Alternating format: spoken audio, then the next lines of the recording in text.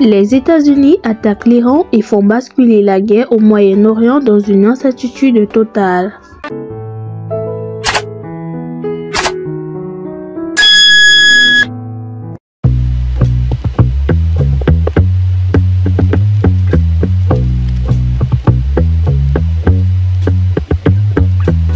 Après avoir fait mine d'hésiter, Donald Trump a pris un risque historique en décidant, sans autorisation du Congrès, de bombarder 3 sites nucléaires iraniens.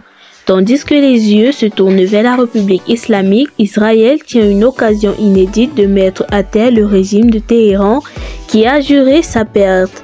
Les États-Unis sont engagés dans une nouvelle guerre au Moyen-Orient sous l'autorité d'un président, Donald Trump, qui ne jurait que par la paix, le commerce et les seuls intérêts nationaux. Samedi 21 juin, Washington a comblé les attentes d'Israël et mené une opération aérienne d'ampleur contre l'Iran afin de compromettre définitivement son programme nucléaire. Après avoir fait mine d'hésiter pendant une semaine, Donald Trump a pris un risque historique auquel ses prédécesseurs de George Bush à Joe Biden en passant par Barack Obama s'étaient refusés. Il a donné le feu vert au bombardier B-2 déployé dans la région pour viser 3 sites.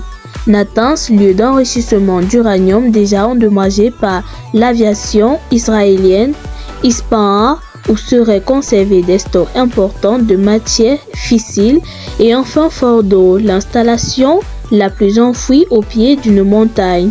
Dans un message publié sur son réseau Truth Social, peu avant 20 h à Washington, Donald Trump a annoncé cette attaque très réussie, alors même que l'évaluation exacte de l'impact des frappes n'avait pu être conclue.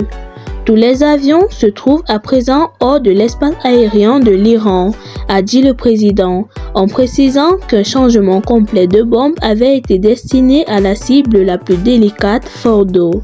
Si vous avez aimé la vidéo, n'oubliez pas de vous abonner et liker.